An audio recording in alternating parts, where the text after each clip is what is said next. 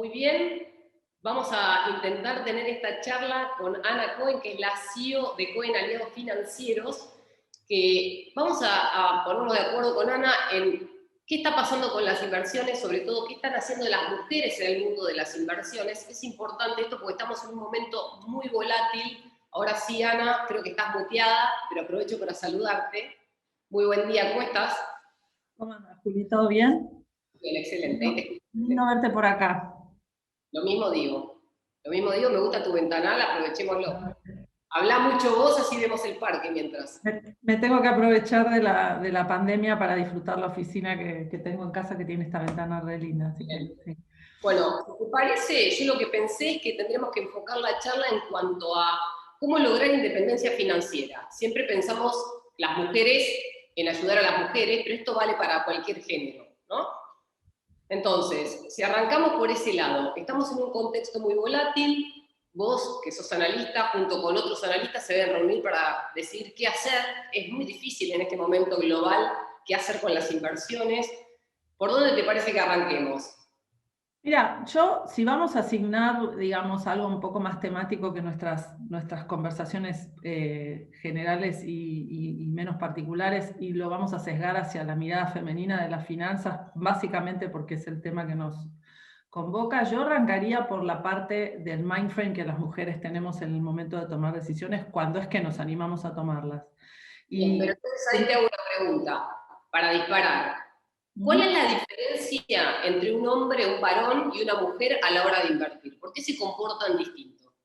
Yo puedo perfectamente basar mi respuesta en experiencia personal, pero voy a elegir hacer lo correcto, que es ir a las estadísticas. Obviamente tiene que ver con el efecto del retroactivo cultural, digamos, la acumulación de generaciones en las que los hombres tradicionalmente se ocupaban de sus inversiones. Eso está cambiando de manera violenta, no así, más allá de hacerse cargo de las inversiones, el sesgo cognitivo que tenemos las mujeres, que creemos que sabemos menos de lo que creemos. Entonces yo arrancaría mostrándote un par de diapositivas, si está bien, y me vas preguntando respecto de eso, porque me parece que es importante que entendamos cuáles son las restricciones que las mujeres tenemos cuando tomamos las decisiones que tomamos. Ahí estamos. Ahí se ve Ahí. perfecto. Se ve, ¿no? Esperen que lo pongo en presentación. ¿Y cuál es el efecto del carry negativo cultural que tenemos las mujeres y por qué lo tenemos? Primero, tenemos una debilidad inicial. Negociamos menos y negociamos en peores condiciones nuestro ingreso al trabajo, con lo cual arrancamos con una brecha salarial. Estos son números de la economía que tiene más datos, digamos, de género en términos de la población demográfica que mira. Arrancamos con desventaja comparativa contra nuestros pares masculinos porque negociamos peor nuestros salarios de ingreso, y eso en cuanto a si es en cuanto a que la mujer es blanca, o sea, de la misma raza del varón. Si la mujer es latina o de raza negra, incluso estos 70-80 bajan hasta un 50 o 63% respectivamente de centavo, contra el 100% de dólares. Digamos, cobra 50, 63 o 70 centavos por cada dólar que su par blanco cobra. Claro, lo que vos marcás ahí para que quizás el que recién se suma entienda es la brecha es más alta cuando las minorías van a Correcto. negociar, minorías raciales o minorías de género también, o las dos cosas a la vez, van a negociar un salario, se llevan 70 cada 100 o 60 cada 100, y en el caso de las mujeres blancas quizás la diferencia es de 80 cada 100. Sería Correcto. bien. Es algo así. Las carreras son más lentas porque arrancamos probablemente proyectando una situación familiar en la que nos vamos a tener que hacer cargo de cuidado de niños. Entonces somos menos ambiciosas en la negociación, probablemente por eso, pero además hacemos más part-time en los primeros años. Somos más longevas, con lo cual tenemos jubilaciones o retiros con mayores costos probablemente, o a más largo plazo probablemente. La ambición es tabú para nosotras, no sé si te ha pasado, pero en las negociaciones con mujeres a veces hasta piden disculpas por negociar algún punto más, e incluso hablar de dinero y del éxito que uno tiene sobre el dinero para las mujeres es un tabú. Claro, es cierto, y además tiene que ver con que no querés mostrarte ambiciosa si vas por más. Y en realidad Sí. hay sociedades en las que eso está admitido y sociedades en las que eso no está admitido. Cuanto más sajonas son, más se animan, pero todas tenemos un sesgo hacia el no negociar para no mostrarnos agresivas. Pero además tenemos otro tema, y es que no nos gusta mostrar nuestro éxito. Con lo Claro. cual, no necesariamente somos punta inspiracional para las generaciones que vienen o para las mujeres que nos pueden seguir. Aquellas que somos exitosas tendemos a tener un perfil más bajo. Y después, cuando la carrera promedia y tenemos 40 y pico, 50, tenemos padres a quienes tenemos que cuidar, y ya hay muestra estadística lo suficientemente grande en un mercado laboral en el que compartimos funciones hace un montón, más allá de los estratos jerárquicos, de que la mujer tiende no solo a perder tiempo de trabajo en el cuidado de sus padres, sino a destinar sus propios ahorros para el cuidado de sus padres cuando ellos no hicieron un buen planning financiero personal. Con lo cual, tenemos como más desafíos a la hora de construir nuestro patrimonio o de concentrarlo. Y encima gastamos más. Tenemos el sesgo de que el famoso pink tax, para estar lindas, para estar bien vestidas, etcétera, tenemos un mayor índice de consumo general sobre nuestro salario que un par masculino. Así que todo esto nos pone un poco en desventaja. O sea, estamos arrancando desde el capital que tiene una mujer para empezar a invertir y todo el comportamiento sociocultural, eso la inhibe. Si miramos, ayer hablé, viste que esto te lo conté antes de esta reunión, hablé con una amiga que es una neurocientífica que vive en Nueva York, y lo que me decía es que la naturaleza hace que el hombre sea, y esto vos también lo tenés medido, que el hombre sea, además de ambicioso y quizás más competitivo que la mujer sea más cauta, y eso pasa en la naturaleza. Cuando observas especies de animales, lo ves, la mujer se ocupa de los hijos, se ocupa de proteger a la cría, el hombre en general es el que va a cazar o el que pelea con otro macho alfa para defender a su familia. Bueno, esta diferencia es la que vas a explicar ahora. Ahí te muestro que es exactamente así, que probablemente viene de la época de las cavernas. Nosotras no teníamos que cruzarnos de nariz con ninguna presa con quien nos teníamos que pelear o defender a nuestra familia. Por lo tanto, tenemos una tendencia a ser más cautelosas a la hora de invertir, y como esto encima se conjuga con una autopercepción de que somos menos literatas, digamos, menos conocedoras del ámbito financiero, de las cuestiones financieras, tendemos no solo a ser más conservadores, sino directamente a quedarnos en cash. Que en escenarios inflacionarios como los que vivimos en la Argentina y como los que probablemente se vivan en el resto del mundo por la emisión monetaria que estamos teniendo, es un palo en la rueda importante para la acumulación de activos. Entonces somos más miedosas, somos más cautelosas, tendemos a resguardarnos en cash, y ellos tienen el famoso FOMO, que es, se meten en el vestuario, alguien les cuenta de la nueva inversión, del nuevo IPO que va a salir, o del nuevo fondo, lo que fuera, y no quieren perdérselo, entonces son más agresivos. Lo que no quiere decir, como vamos a ver después, que necesariamente tengan mayor rentabilidad o sean más exitosos en la inversión. Claro. Pero básicamente lo que te lleva es que entre la percibida ignorancia que creemos que tenemos, entre que además es un tabú discutir de dinero, y ellos lo discuten en el vestuario y nosotras no discutimos en el vestuario. Julieta, ¿vos te consta que nosotras nos sentamos por ahí a almorzar? Se habla de cualquier cosa menos de la cuenta personal. Los muchachos están compitiendo a ver quién tiene el auto más lindo. Nosotras no miramos esas cosas. No. Entonces, hay un tabú. Entonces, ¿qué pasa? Es un círculo vicioso en el que no nos alfabetizamos, no nos compartimos las oportunidades, y quedamos relegadas por nuestro sesgo hacia ser más conservadoras. Me das pie a que te pregunte ahora algo un poquito que va más allá del género y es más profundo, que tiene que ver con la inclusión financiera.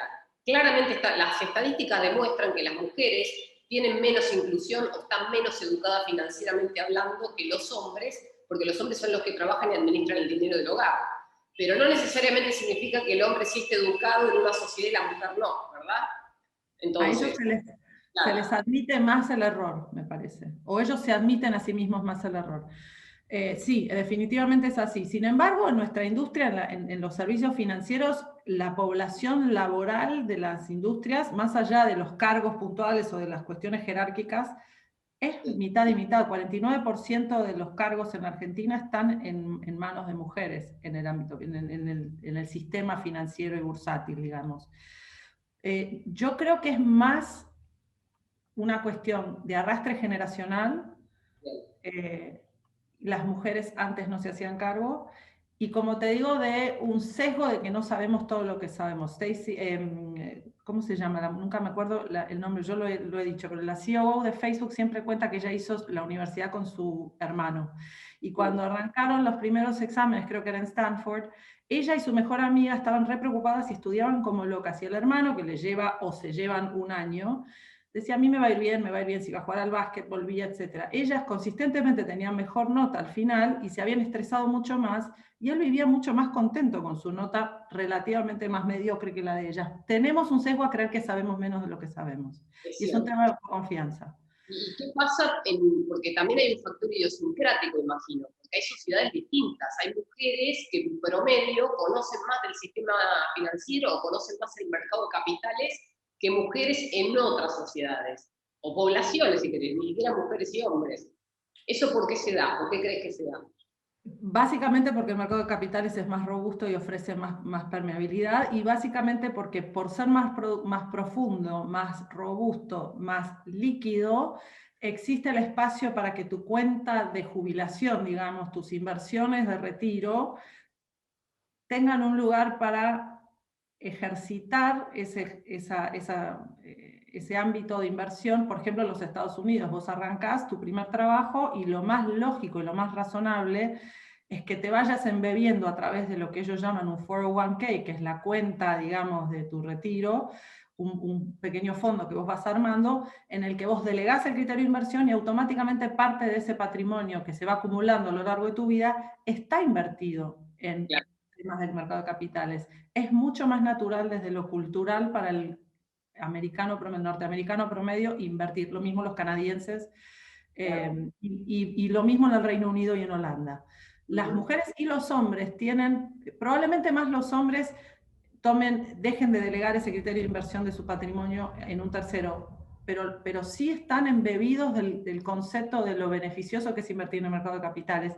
Y a nosotros, los latinos en general, pero particularmente los argentinos, tenemos un problema grave con la estabilidad de nuestros sistemas, digamos, más allá de que el mercado de capitales en Argentina, el Merval, etcétera, siempre ha sido un resguardo de estabilidad, no en las variabilidades de los precios, pero sí en los contratos, que sí, por ahí se sufrió más en el sistema financiero bancario, en el que te acorralaban, etcétera. El mercado de valores siempre funcionó y funcionó bien.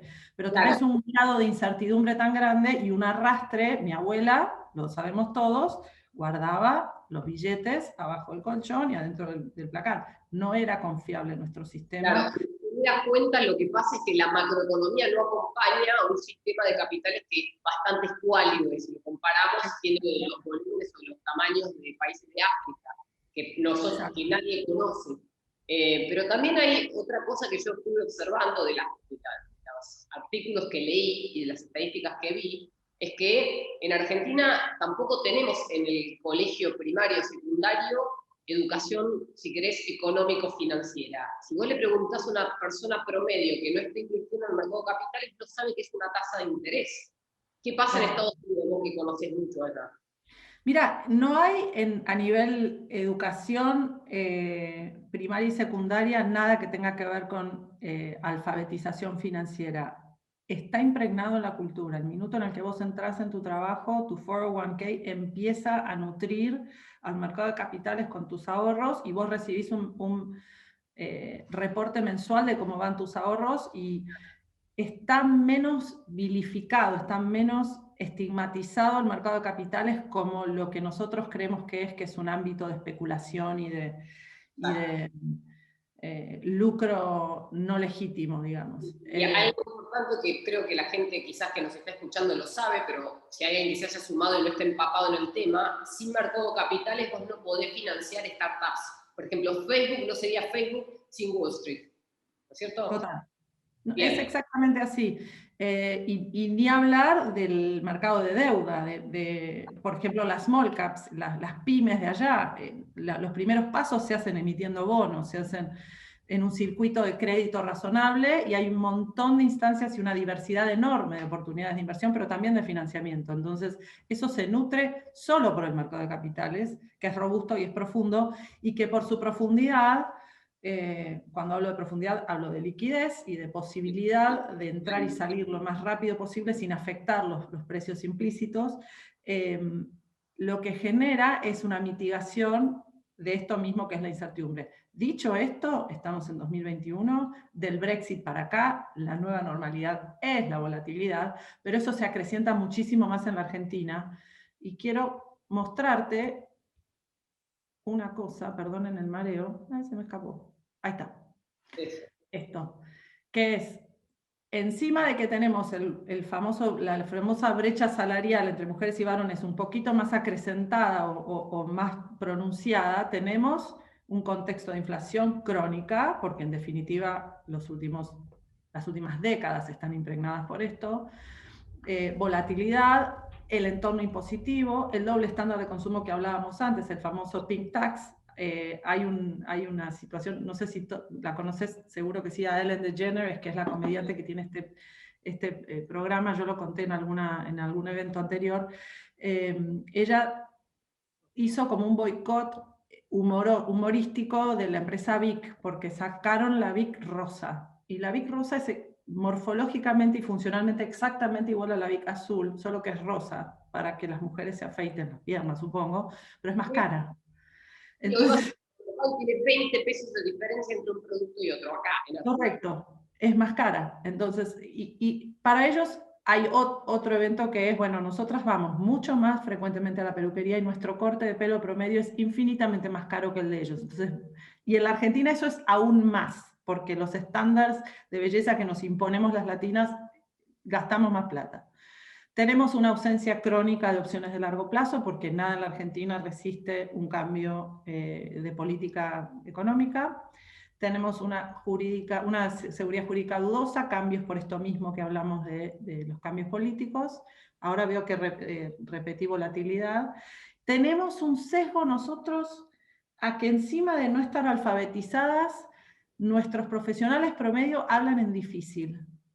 Esto recién ahora está cambiando muchísimo con algo que me vas a seguramente preguntar después, que es el impacto que la tecnología tiene en la democratización de las finanzas, y con el impulso del retail que los bancos y algunos de nuestros colegas estamos dando para empezar a cambiar el lenguaje, porque además esto es el requerimiento de las nuevas generaciones, no solo de un tema de género, de las nuevas generaciones. No quieren hablar en difícil. No, no. Si te parece, vamos a analizar qué pasó en estos últimos años con el avance de la tecnología y qué cambió. ¿Qué pasa con estas nuevas generaciones que nombrás y qué está pasando con este contexto nuevo que no solamente se da por la pandemia, sino también se da porque hay cambios en el mercado, hay ingreso de tecnología, hay un montón de nuevas oportunidades, hay nuevos conocimientos, se usa más la robótica y la estadística para operar. Los traders ya no son los mismos traders que antes. Efectivamente. Vos tenés hoy, Claudio Suchovicki en algún momento lo conocemos, lo queremos, es amigo de la casa, y además 2 de sus hijos trabajan con nosotros en distintos roles. Claudio siempre dice que uno no tiene ningún registro de cuán robotizada está nuestra industria a nivel global. Y que uno cree que somos un montón de personas pensando que sí pasa porque el acceso se democratizó, entonces vos tenés plataformas en las cuales entrás y salís muy rápido en los mercados de capitales, en particular en el exterior y ahora crecientemente en la Argentina, pero en Estados Unidos vos tenés un montón de plataformas que te operan gratis, con los detrimentos de eso que eso tiene, y que después, si querés, charlamos sobre la cuestión de GameStop, etc. Pero tenés además una industria movilizada hoy por infinidad de robots que están tomando decisiones en el sillón de inversores institucionales de un poder y una capacidad de negociación enorme, y que toman decisiones algorítmicas basadas en el efecto que tienen, por ejemplo, los tweets de Donald Trump el año pasado o el anterior. Entonces, se calcula que el 80% del volumen de las operaciones del New York Stock Exchange están hechas por robots hoy. Los famosos bots. Los famosos bots. Que básicamente utilizan la inteligencia artificial, pero aprenden del humano. Y como esto va cambiando, ¿cuál es el perjuicio que vos notás en base a lo que hablas con todos estos analistas? Mira, a mí me parece que lo que tenés que lograr ahí es una inteligencia por encima de esto en el desarrollo y en la implementación de las mejoras. Y me parece que lo que sí nos permite es perder menos tiempo en el análisis específico de las capacidades de pago de una compañía, etcétera. Dejamos que los robots hagan eso. A mí, personalmente, me parece que hay una oportunidad enorme de delegar ese criterio de selección de inversiones puntual en un bot que lo va a saber hacer cada vez mejor, obviamente monitoreado, y acercarse a las pretensiones holísticas del cliente. Excelente. Porque es todavía el inversor promedio, digamos, fuera de lo que es el centro financiero de los Estados Unidos y UK, te diría, y probablemente Singapur, el inversor promedio no es un inversor avesado y no es un inversor al que el sistema financiero global haya visto, digamos. El típico, vos le preguntás a cualquier profesional de mi área, que te describa al inversor promedio, es un señor blanco de entre 50 y 70 años, con una familia X, y esa demográfica está cambiando enormemente, con impacto sobre cómo nosotras miramos las inversiones. Está comprobado que, por ejemplo, los varones se fijan metas numéricas. Yo quiero llegar a mi primer $1.000.000. Las mujeres nos fijamos metas de vida. Quiero llevar, no sé, lograr que mi hijo vaya a esta universidad o lograr comprarme la casa. Es otra mirada que el financial planner, que el profesional financiero tiene que abordar. Pero a esto se le agrega una generación con pretensiones, por ejemplo, de inversiones sustentables, de cuestiones que tienen que ver con lo que se llama en Estados Unidos the soul of money, el alma del dinero, que cambian radicalmente lo que tenés que estar pensando cuando te sentás con alguien.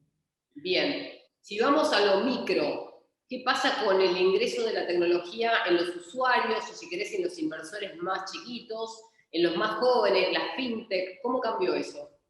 Eso cambió un montón porque, como te decía antes, el lenguaje inicial por el que vos arrancás es, antes para vos entrar en un mercado de capitales o en una inversión tenías que tener algunos conceptos básicos. Yo creo que tenés que tenerlos igual, no estoy diciendo que no.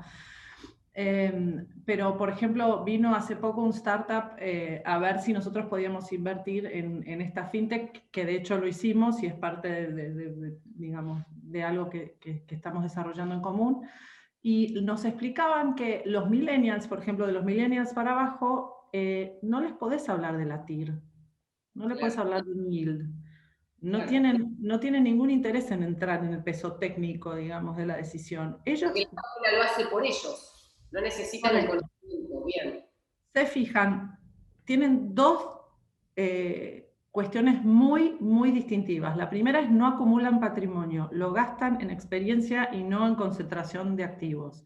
Bien. No están mirando a comprarse la casa, probablemente sí estén pensando en comprarse el auto, pero no la casa, no abultar la cuenta de banco. Compran experiencias y sus objetivos son de corto plazo y ligados a la experiencia. Y la segunda, como te decía, es la desconfianza del sistema financiero cuando se pone a hablar en difícil. Entonces, cuando se acercó esta gente de startup, que son todos ex JP Morgan, súper expertos en el mercado de capitales, me decían, vos tenés que hablarles como o sea, la interfaz entre el inversor promedio, pequeño, joven, digamos, no pequeño, joven, y vos, tiene que ser una página en la que vos le preguntes cuál es tu objetivo del próximo año y medio, qué querés lograr. Le haces una serie de preguntas muy, muy suaves respecto de su pretensión de riesgo o aversión al riesgo y acomodás eso a 2 o 3 fondos y le das a elegir. Y No lo punto. puedes enloquecer con mucha opción. No lo vuelvas loco porque lo perdés. Bien. Y entonces en ese punto, si vamos solamente al género femenino, ¿qué pasa cuando vos le das más información a una mujer para invertir o le das opciones? ¿Aprende? ¿Profundiza? ¿Qué hace? Yo creo que, bueno, no creo, se sabe efectivamente, y por eso volvemos a la idea de que somos en definitiva mejores performers en nuestra rentabilidad de inversión, y está calculado estadísticamente que tenemos entre el 100 basis points y 200 basis points, o sea, 1 o 2% de ventaja en promedio sobre los inversores de del mismo estrato, porque tendemos a delegar el criterio de inversión. Entonces le fijamos algunos parámetros a nuestro asesor si estamos bien atendidas y delegamos el criterio en un experto, que es Bien. algo que ellos tienden a hacer menos. Bueno, Entonces, un punto ese, porque a ver, cuando vos vas al médico, vos después no haces el proceso de todo el tratamiento que te da para que avances con la mejora de una enfermedad o te cures de algo. Vos lo que haces es hacerle caso al que sabe. Si vos en inversiones pretendés, cada uno de nosotros conoce, tiene información, pero no tiene el tiempo, no puede tener el mismo rendimiento que alguien que está todo el día con los activos, ¿o no? bueno, en eso es así. Tendemos a aceptar nuestra propia ignorancia, de hecho a exagerar nuestra propia ignorancia y delegar el criterio de inversión. Pero además tenemos otra cosa que es buena. Por este mismo punto, cuando tomamos una decisión de inversión, ya miramos y abordamos ese proceso de decisión mucho más holísticamente y 360, y la decisión la tomamos mucho más seguras de lo que hicimos y le tenemos más paciencia a la inversión. No hacemos trading constante, con lo cual pagamos menos costos de transacciones y nos quedamos más a largo plazo, entonces rendimos mejor. Bien, pero ¿qué pasa en un contexto como este? Vos hoy a largo plazo no sabés qué va a pasar. De hecho, los bonos a 10 años, los bonos norteamericanos a 10 años, están teniendo una tasa menor al 2% y no hay nada que te dé tasa real positiva respecto de la inflación global. O sea, estás como todo el tiempo tratando de modificar la colocación de activos para sacarle renta al mercado. ¿Cómo hacen las mujeres hoy teniendo esta visión a largo plazo? Mira, a mí no me gusta, o sea, no me gusta pensar que hay como productos particulares para las mujeres. Me gusta pensar que hay un asesoramiento con un sesgo femenino que esté más en línea con las pretensiones que las mujeres vamos teniendo, que además es una población que va creciendo. Hoy todavía no somos el 50% de las tenedoras del patrimonio concentrado para invertir, pero vamos a ir llegando. Pero dicho esto, la problemática es igual para los varones que para las mujeres. Y el desafío está en un contexto como el que tenemos, claramente renta fija, hay que ir con cuidado, necesariamente por ahí invertir, si eventualmente se sigue dando lo que estamos viendo, que es una no devaluación del dólar, a pesar de todo el estímulo fiscal que estamos viendo gigante, y entonces el dólar queda fuerte, capaz que, como hoy decía nuestro estratega Martín Polo a la mañana en el strategy meeting que tenemos todas las mañanas, es si pensamos que el dólar va a seguir y probablemente invertir una proporción pequeña, por ejemplo, en cíclicas, en acciones, digamos, cíclicas o que acompañen el ciclo de crecimiento en Estados Unidos. Si pensamos que el dólar se va a devaluar, probablemente hacer lo mismo en países emergentes o externos a lo que es, digamos, multicurrency. A nivel argentino es muy difícil prever, los bonos todavía están siendo castigados básicamente por todos los eventos, digamos, de speeches y discursos de los dirigentes políticos recientes, y no sabemos cuál es el piso. A nivel equities en la Argentina hay cuestiones regulatorias que también nos impulsan a pensar que tal vez no sea el momento de entrar, por más que vengamos teniendo, digamos, valores razonables y atractivos. Hay un grado de volatilidad, como decíamos antes, que depende de un montón de otras cuestiones que no son el valor intrínseco de los activos. O sea que hoy si un asesor, bueno, vos sos asesora de también empresas, pero si un inversor minorista te pidiese un consejo, vos le dirías diversificar, diversificar, diversificar. O sea, no te quedes con los bonos, no te quedes solo con el equity de las acciones corporativas. Fíjate también qué pasa con los CDRs acá, que tienen como un impacto o una demanda altísima, ¿no? Por lo que está pasando en Wall Street. ¿Sí? Por lo que está pasando en Wall Street y por una dolarización pretendida en la Argentina para resguardarse de una eventual devaluación si la hubiera. Hoy estamos en una pequeña paz cambiaria, básicamente por el ingreso de los fondos, digamos, de los dólares del agro, y por actividades, digamos, de intervención en los mercados de los entes estatales, pero en definitiva la gente sigue teniendo la sensación, y bueno, se dolariza, eso genera una demanda adicional, costos transaccionales adicionales. Hay algunas alternativas que hoy están de cortísimo plazo golpeadas para protegerse de esa situación, pero sí, en definitiva, yo creo fundamentalmente como valor intrínseco en la diversificación, no importa si sos retail o si sos Warren Buffett. Y si te interesa empezar a embeberte en cuestiones con las que vos no estás en un nivel de sofisticación alta para la toma de decisiones, no hacer cherry picking, no vayas a comprar Facebook, Apple, y comprate el ETF de Nasdaq, comprate el QQQ, o si te gusta Brasil, compra EWZ, digamos, compra un ETF, o como a mí más me gusta hacer, contratate un buen profesional, un fondo común de inversión de algo que te guste, o 3 o 4, y los vas mirando. Bien, ahora es un buen punto porque supongamos que alguien de la audiencia está escuchando esto y no tiene mucha información financiera o nunca se empapó de cómo funciona el mercado. Entonces, ¿cuál sería la sugerencia para esa persona que está escuchando que necesita comenzar? ¿Qué empieza? ¿Leyendo? ¿Empieza mirando videos en YouTube? ¿Empieza escuchando charlas? ¿Va a un taller? ¿O va directamente con un asesor que lo oriente y después empieza a embeber? ¿Cómo es el proceso? Lo bueno del mundo que nos toca es que tenemos acceso a información en la punta de los dedos y hasta en las redes sociales esto está de moda. Tenés fondos como BlackRock publicando en Instagram cuestiones que tienen que ver con el mundo femenino de las inversiones. Obviamente mucho de esto es parte de la cuestión de género que estamos viviendo, con la cual yo no suscribo demasiado en la mirada. Sí me parece que hay que interpelar a las mujeres para alfabetizarse. ¿Cómo se hace? Hay infinidad de cursos online, presenciales. Hay muy buenos profesionales en la Argentina dando cursos. Hay podcasts en inglés que son espectaculares. Perfectamente para la audiencia podemos proveer una lista, y hay diarios que si uno se toma el ejercicio de leerlos, aunque sea los titulares del cronista todos los días, escucharte a vos en la radio un rato, todas las tardes, empezar a acostumbrar el oído a este tema y preguntar, porque nosotras no nos preguntamos, pero todas nos ha pasado, vos y yo charlando en almuerzo con otras periodistas y economistas, que todas coincidían con que tenían un asesor que es excelente, que además es amigo, colega y amigo, admirable profesional de la industria. Preguntar a quién tenemos que referir y encontrar a alguien en quien confiar para esto. Pero, y esto es clave, no dejar de controlar, porque la volatilidad de la cuestión hace que uno pueda tener cambios de decisiones y hay que mirarlo. Y acá agrego algo que en mi experiencia es importantísimo, que es que hay, y esto no es solo para las mujeres, pero particularmente lo podemos definir que es algo de mujeres, los profesionales que no trabajan en el mercado financiero o bursátil tienden a postergar su reunión con su asesor financiero cuando tienen un problema con los impuestos o que toman una decisión de vida, etc.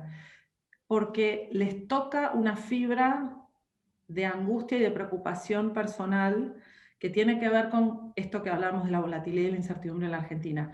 Tienden a postergar ese proceso de reunirse, de volver a resetear objetivos, de controlar lo que está pasando con la cuenta, y para mí es fundamental, incluso como profesional, que me controlen y que me digan si me estoy equivocando porque ellos cambiaron de un proceso de decisión o cambió una situación vital en la familia, etc. Y a eso le agregaría, digamos que, bueno, de nuevo, que en la Argentina eso se acrecienta, pero le agregaría además que hay otras cuestiones que no tienen que ver solo con las inversiones, sino con la protección del patrimonio, que tiene muchísimo más necesidad de abordar, por ejemplo, cuestiones que tienen que ver con seguros de vida, seguros de salud. He visto patrimonios destruidos por una situación de salud de las personas, uno de los miembros de la familia. Cuando uno tiene una de esas angustias, sale a pagar lo que sea para resolver el tema y con mucha suerte se resuelve, pero el patrimonio te queda muy erosionado y eso se resuelve muy fácil. Entonces hay cuestiones que no son solamente la decisión de inversión, sino toda la mirada holística. Y a mí me parece que eso es igual de importante que nutrirse de lo que dice el cronista. Sí, está clarísimo. Ahora, yo pensaba lo siguiente, ¿por qué tanto temor en Argentina con el mercado de capitales? ¿Vos crees que es un tema ideológico? Porque creo que de todas las industrias que conozco debe ser la más transparente. Después ¿Es la podemos más transparente? discutir si es grande o chico, si funciona bien o mal para la macroeconomía local, pero es muy transparente. Este diría seguro la más monitoreada, junto con la farmacéutica y la de seguros. Hay un grado de oversight del regulador que debería dar un nivel de seguridad y de tranquilidad al inversor promedio muy bueno. Todas las CNB han hecho un buen trabajo, casi todas. Obviamente han habido situaciones incómodas con algún que otro colega que no se ha comportado como debía, pero en definitiva siempre el mercado de capitales respondió en las peores situaciones de cepo, de incertidumbre financiera. El mercado de capitales que estaba abierto y se podía dolarizar un patrimonio en un momento difícil. Está demonizado para mí por una cuestión ideológica, pero también no tenemos el grado de alfabetización que deberíamos, no lo estamos trasladando, entonces no crece.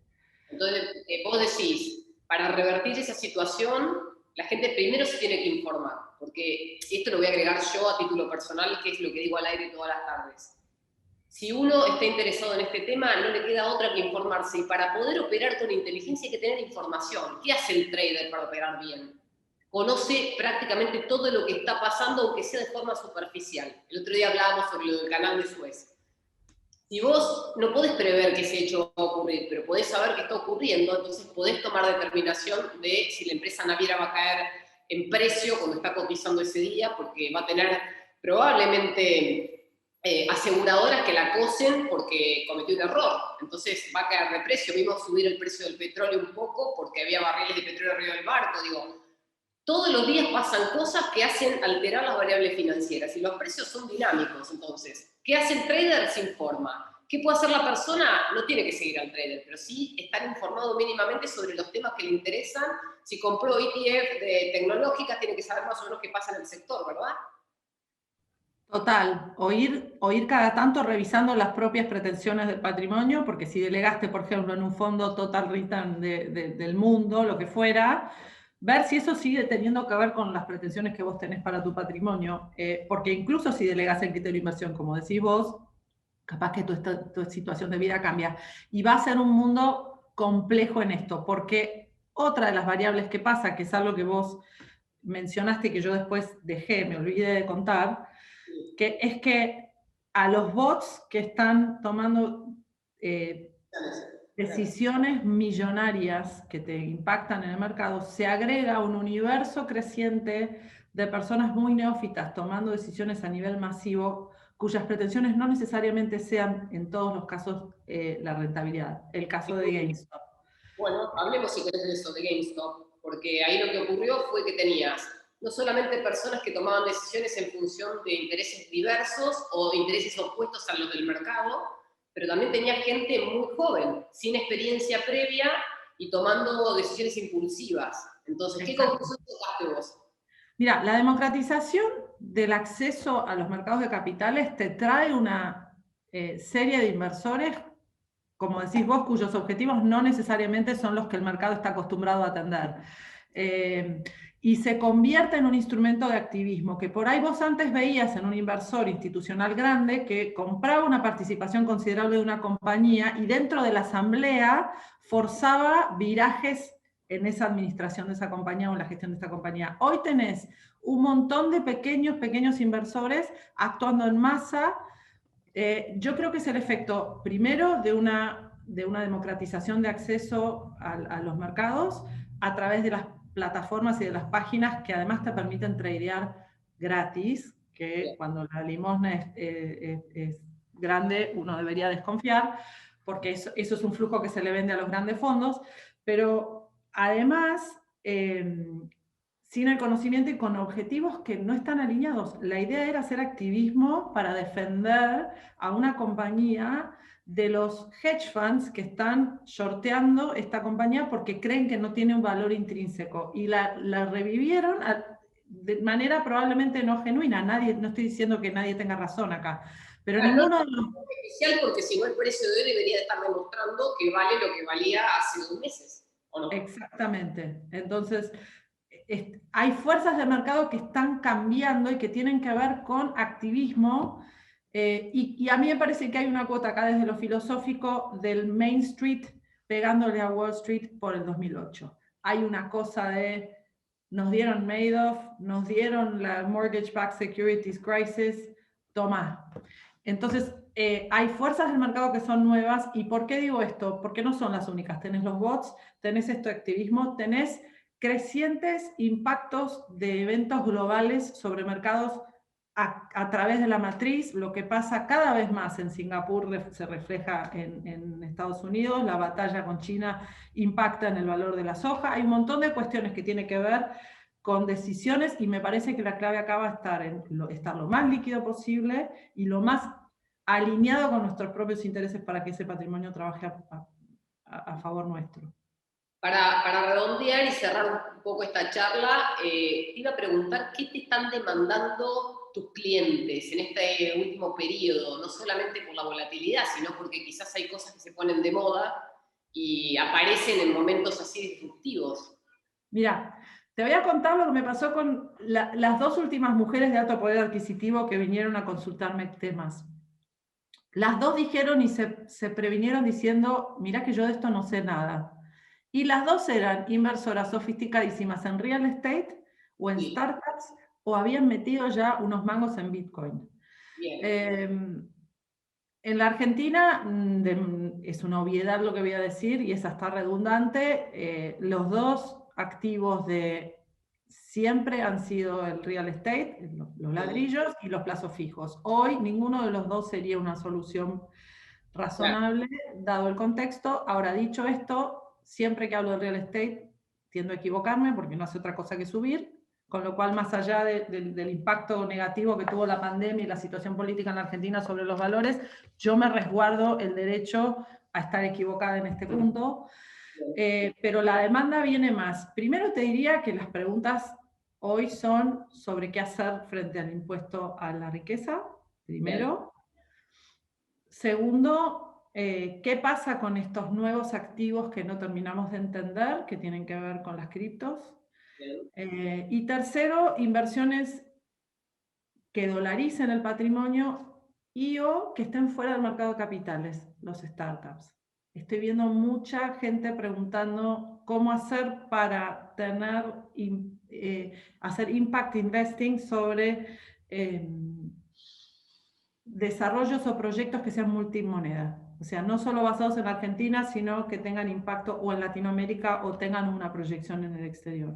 ¿Y cómo están las regulaciones respecto a esas inversiones para poder apoyar startups que quizás no estén basadas en Argentina, pero sí son de argentinos? O sea, algunas crecen en el exterior.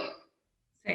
La regulación acá a nivel local está muy restringida por cuestiones de cepo, etcétera. Me constan las intenciones de solventarlas y de ayudarlas. En la Argentina tenés un problema endémico de los proyectos startup, que es que vos tenés el Friends and Family Moment, que es cuando el emprendedor está en el garage desarrollando, y después tenés la instancia de la inversión internacional externa, el fondo que los viene a buscar. En el medio hay una falta enorme de financiamiento que está solventada de manera parcial por inversores ángeles del tipo de los que salen de Endeavor, etcétera, o de gente que, como estas dos mujeres que se acercaron diciendo que no sabían nada, se habían metido en un montón de proyectos interesantísimos.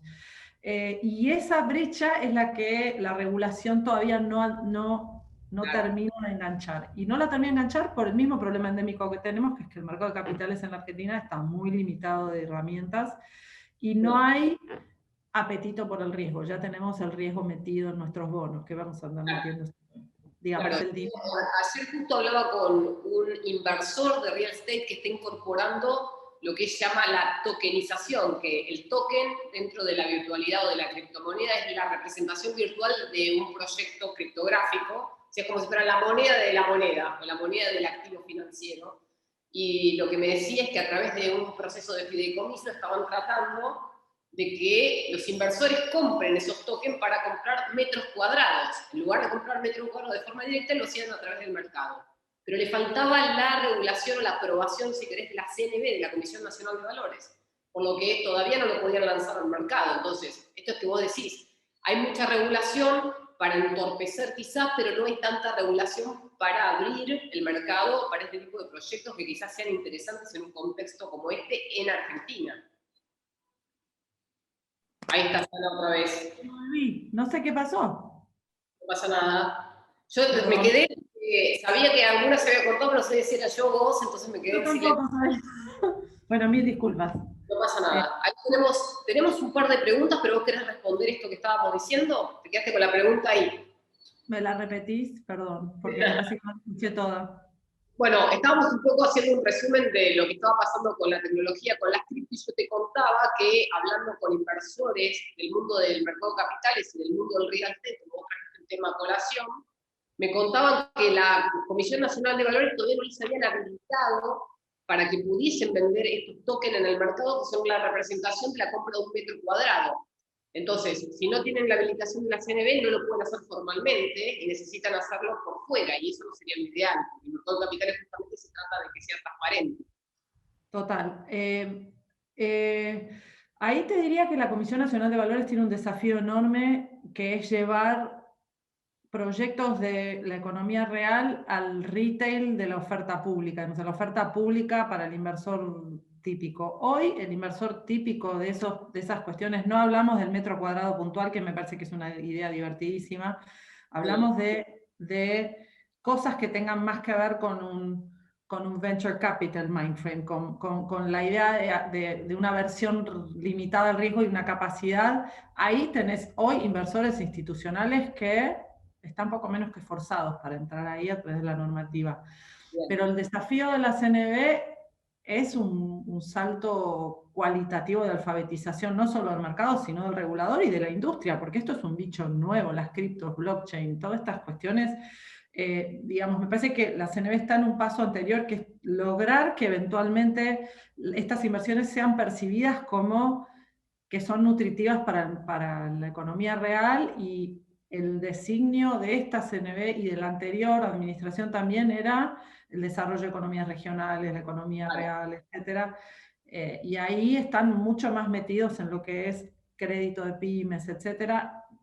Me parece que te va a costar hoy, y puedo recontra equivocarme, dado el backlog que tienen de regulación atrasada por cuestiones lógicas de la pandemia y del mercado, me costaría que ellos lo aprueben tan fácil y que alguien me costaría creer que lo aprueben y le den una firma, porque hay demasiadas disyuntivas todavía, demasiadas preguntas por resolver. No sé qué grado de avance tiene ese proyecto, pero me encantaría verlo, ahora que lo pienso. Bien, está bueno esto que decís. Y otra cosa que te iba a comentar respecto de la cripto, y si querés en algún momento podemos planificar una charla entera sobre ese tema, es que las últimas estadísticas del año pasado que me pasaron a mí en Estados Unidos es que los países con mayores problemas macroeconómicos y con la devaluación de su moneda más pronunciada son aquellos países que tienen más incursión en criptomoneda. ¿Por qué? Porque como es una moneda, en realidad son muchísimas,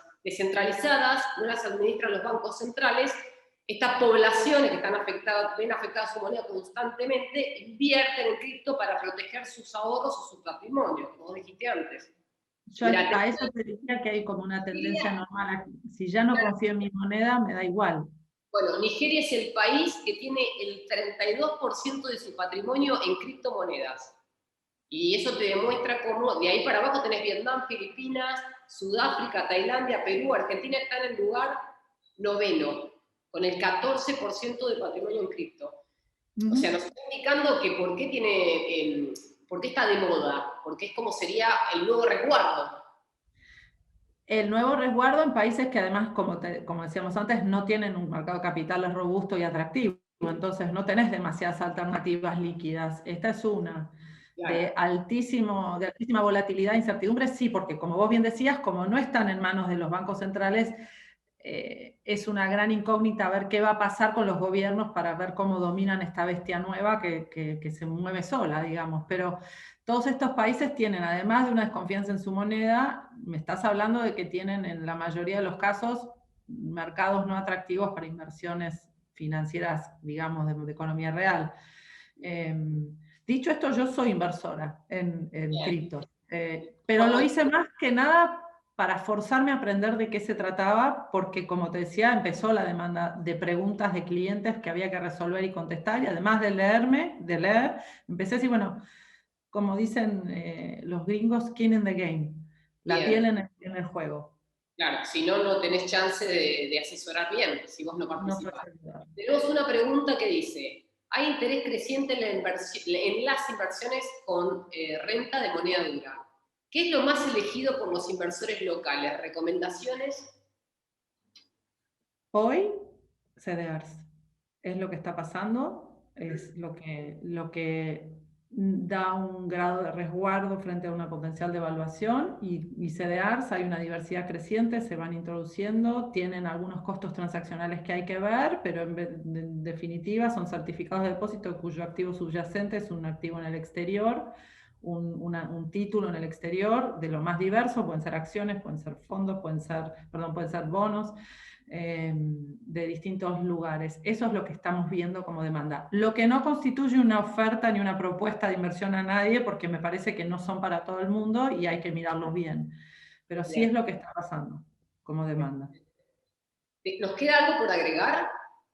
Yo podría seguir con horas y horas, pero en algún momento tengo que ir al aire, entonces.